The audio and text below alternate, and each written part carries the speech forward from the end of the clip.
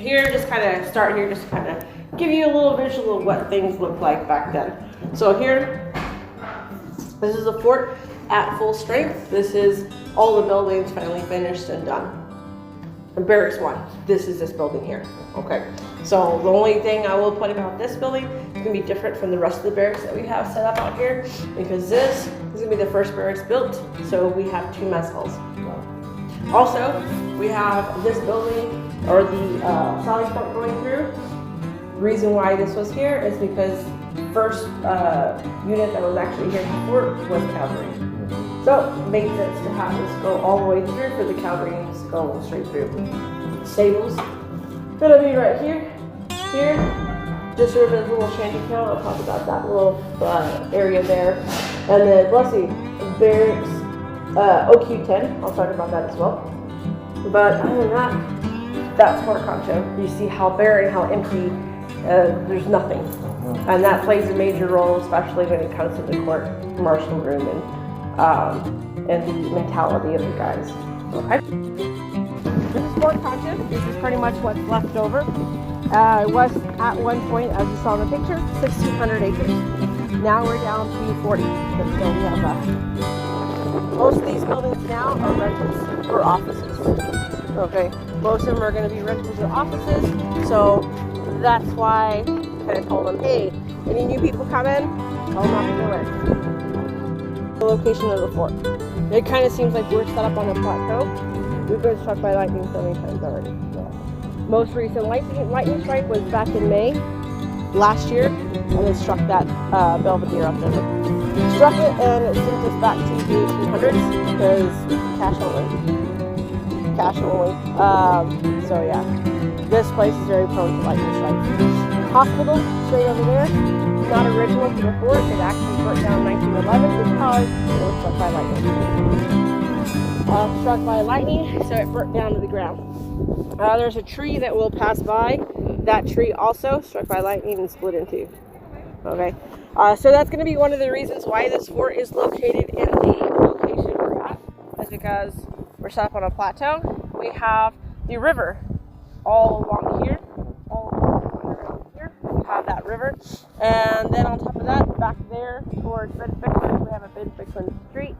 It used to be a town, limestone quarry. Okay. So a limestone quarry, mix the water from the river, mix the limestone together, you got Fort Concho. So all that is limestone, and then the water and the conch shells from the river, you get the adhesive, or I guess the mortar.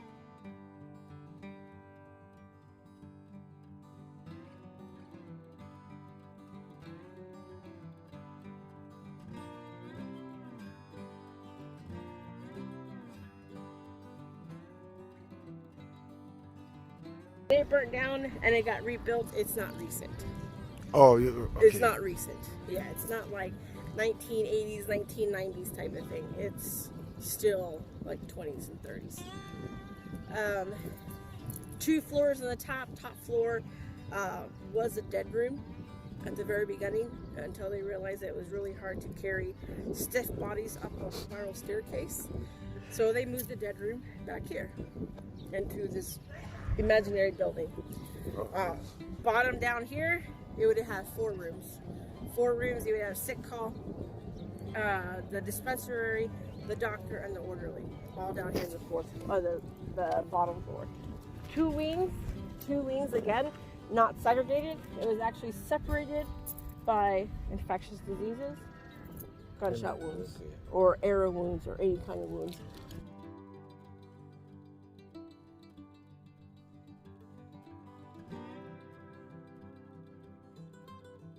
Back then it was going to be separated in 4, so it was quadrants.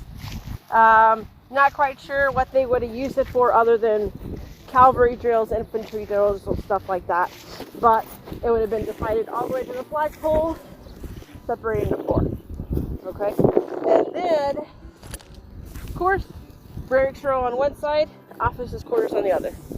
And the reason it was like that is, even today, just separation of the ranks. So, officers on that side, the enlisted men on here, so that way you won't have that, favoritism or any kind of role play. That's the idea. Yeah. So Bandstand. Bandstand is actually installed. We only have, I believe, 1 or 2 pictures of the bandstand, and that's kind of what we kind of made it out of. Bandstand was actually put much later. That's because the Grusons, Colonel Gruson that we had here, he was a big music person. Yeah. Okay. So he had that put in. Unfortunately, he never got to see it used. He ended up leaving. Okay, so Officers Row. We'll start here at 2.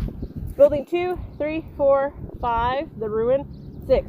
Those have a significance because those 5, including commissary and quartermaster right over there, those are actually going to be the first buildings here at the fort.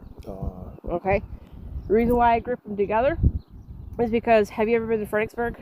Yes. Okay, Fredericksburg, we had German stonemasons in Fredericksburg. Back then, they were contracted by the U.S. military to come in and build those. So, commissary, quartermaster, these 5, the German stonemasons had their hands in it. Okay. However, military came in and said, we're kind of out of money. We don't have any more money. So, you guys have anywhere from 500 to 700 men not doing anything. So, you start getting their build. So, once you get to 7, 8, 9, the chapel and 10, those were actually built by the enlisted men. Okay. During this time that these buildings were being built, this was occupied by Buffalo Soldiers, which is 10th Cavalry, 4th Infantry. These guys were here.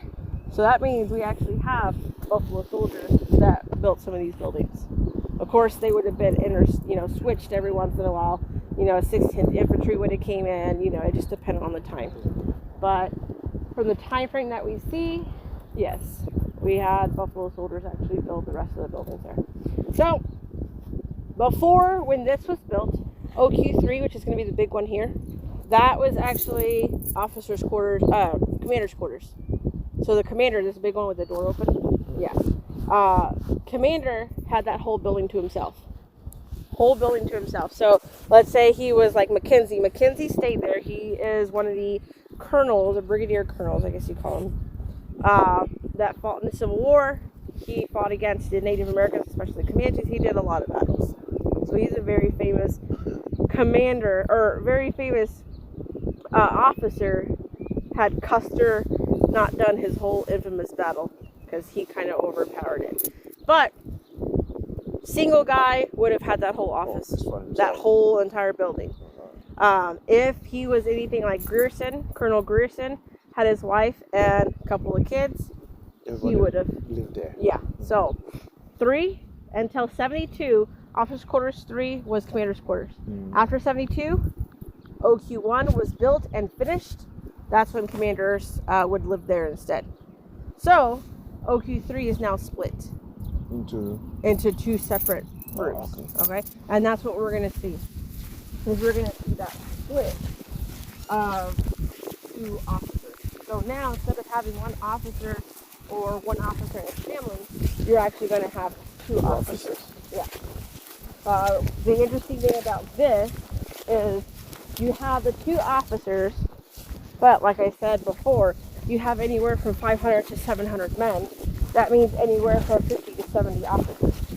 Yeah, so there was not enough room to... Not enough room, exactly. Not enough room. So here, this, you think, oh, houses 2 officers, that's great. Not true. So we'll see here in a little bit. So this side is actually going to be bachelor's officers' quarters, so a lower ranking officer, like a lieutenant, fresh out of West Point, he would be over here. But before, like I said, before this was split, this was actually commander. So you'll see on that.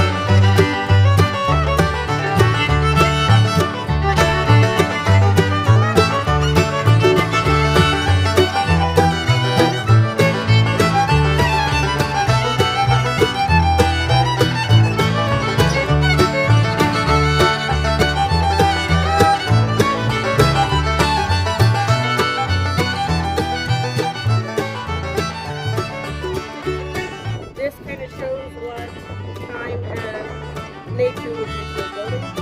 This building If not maintained. this